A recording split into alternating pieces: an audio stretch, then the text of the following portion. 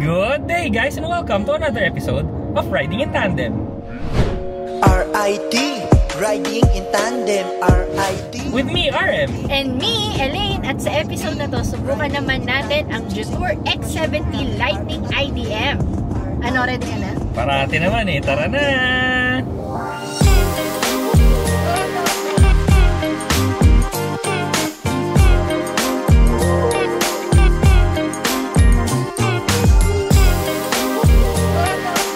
Ngayon, meron din tayong mga kasama na nasa likuran. Guys, pakilala muna kayo. Hi guys, Don ang Not a Pro Driver. Stella, Not a Pro Driver. Hi! Ayan, yan ang mga katandem natin ngayon sa Media Drive. Sila yung mga car buddies natin.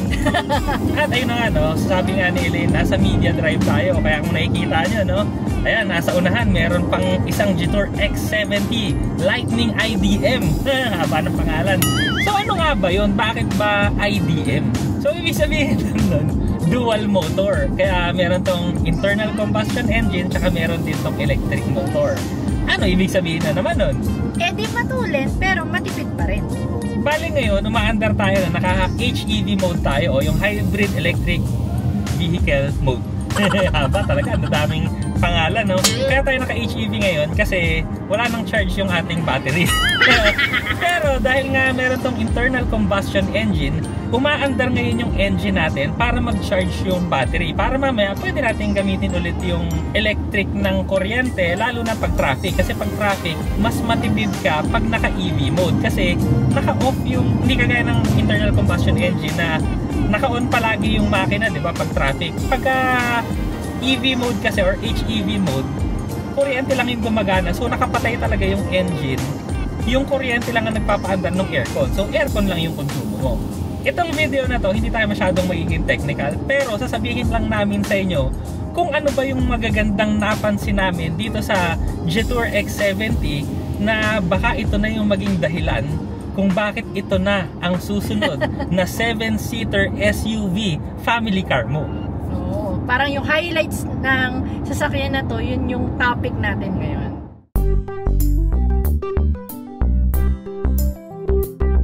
Sa labas no, kitang-kita mo nakakaiba yung itsura niya kasi yung mga LED lights niya, yung mga daytime running lights, up until sa grill meron. Tapos yung harap niya kasi sexy siya pero pagka ano medyo tumingin ka rin sa side, alam mo na maluwag yung loob na sasakyan. Parang ang itsura niya sa unahan, no? Sexing galit. Diba? Paano yung sexing galit? Sexing galit. Oh no! Sexing may kagat. Fierce, gano'n na lang. Fierce, diba? Fierce, yun lang. Ang maganda pa niya, no? Pati sa likod, yung taillights, parang may mga bar siya na LED, tapos may LED strip na mahaba na nagko-cross sa magkabilang side. Plus, pag nag-signal lights pa yan, sequential pa yan. Sa interior naman, no, pagka social. Tapos meron ka pang option na kung gusto mo yung combination ng mocha and white or yung burgundy and black. So, depende sa kulay ng X70 Lightning IDM, dun magbabase kung ano rin yung itsura ng interior mo or yung kulay ng interior. Pero so far, kayo ba? Anong gusto nyong kulay ng interior? Etong mocha o yung burgundy? Depende talaga sa'yo Parang kung mas luxury yung gusto mo, ito yung combination. Kung gusto mo medyo brusco pero sexy na mysterious. Yeah. Gusto ko yung mysterious. Mas gusto namin ito. Okay. Itong brown and white. Ako Sorry, din. mocha yung white. Actually, ako din. Kasi parang ang linis niya tingnan, diba? Yung parang ang tawag mo dito. Organic. Neutral colors. Ilan bago ka sumakay, bagong ligo ka. Para hindi mo madudumihan. Ganda. Yung magpupunas ka muna ng sapatos kasi baka dumihan mo yung gilid. Yung libag mo, no? Baka kumulay. And then, pero in fairness naman, no? Pagka kasi leather, no? Kahit marumihan yan, punasan mo lang yan, madaling matanggal yung dumi. Yun yung advantage ng leather. So, ang dami-daming leather dito, no? Yung dashboard, yung sidings, manibela, lahat. Halos lahat, no? Yung mga areas lang na hindi masyadong nahawakan, yun lang yung mga hard plastic. Pero ako lang yung naiiba, no? Ako kasi mas gusto ko yung burgundy kasi parang mas sporty siya sa akin tsaka mas cozy yung dating. So, anyway, depende na sa taste mo. Bahala ka na mamili kung ano gusto mo. Ito pa rin isa rin nagulat din ako. Very spacious yung pagkakaupo namin dito. Yung mga tao, luwag na luwag, literal na makakapaglagay pa kayo ng mga gamit sa mga harap, sa mga gilid-gilid. Dito, ito malayo ang aming mga shoulders. Kayo dyan sa likod. Parang hindi kami bante. Diba? Ganon sila. Papasa to sa mga galit. Oo. Kaya, tsaka kung medyo, syempre, may mga tao na yung mga broad shoulders. So, kagaya ng jowa ko dito. Wow! Yummy!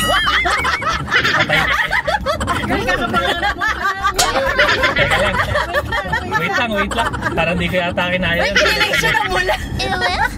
Namula siya, guys. Pagka, diba, syempre, yung iba masikip kasi tumatama yung mga balikat niya sa gilid. Pero siya kasi, ayan, luwag. Sana all broad shoulders. Yummy!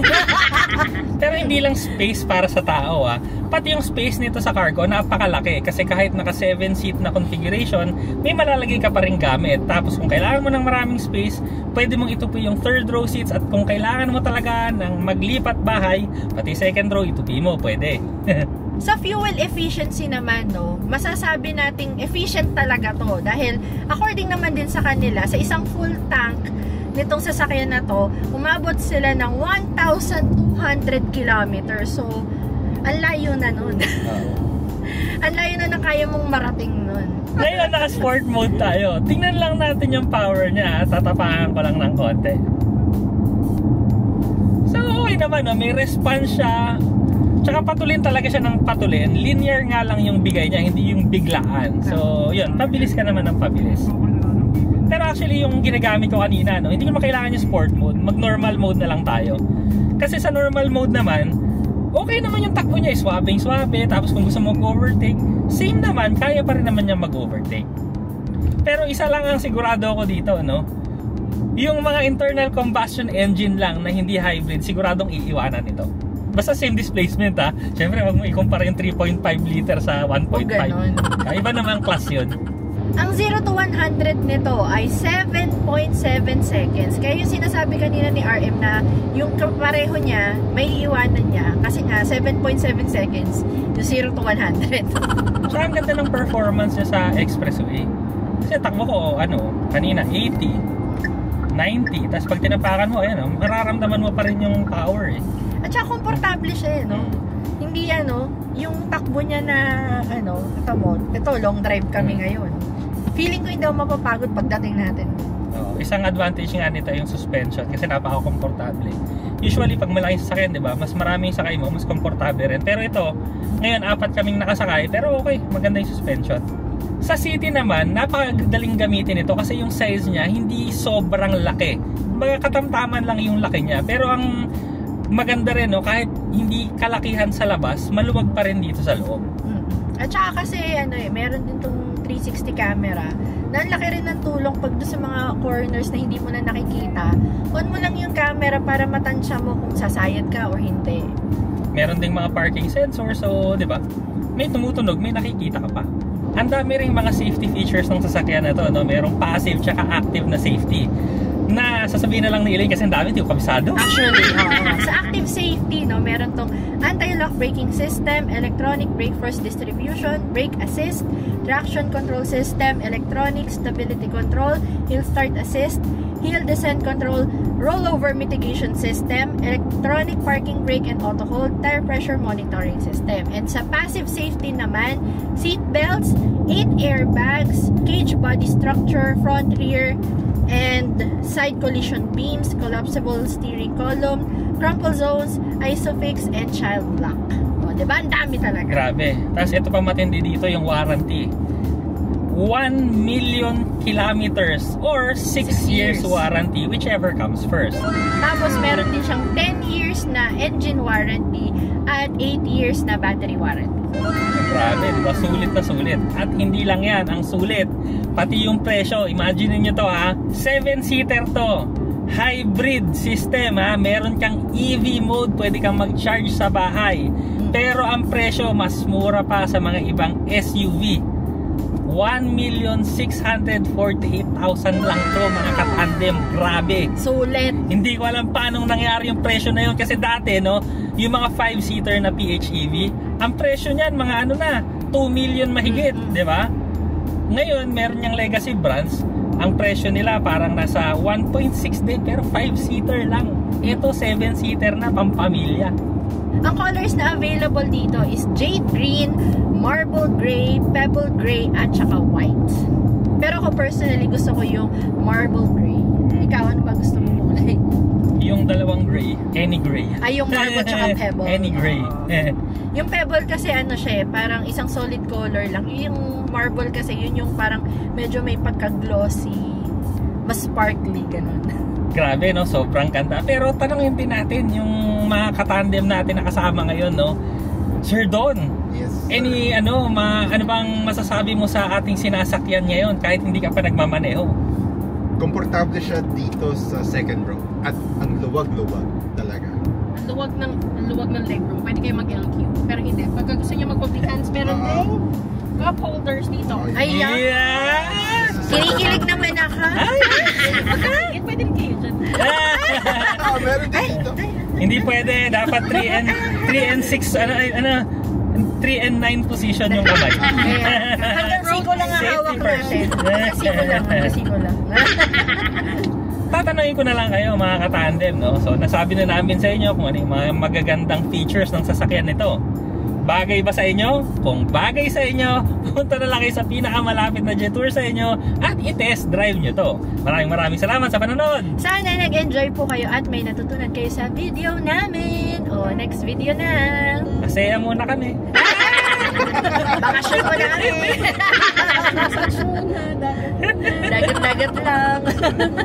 RIT, riding in tandem. RIT, riding in tandem.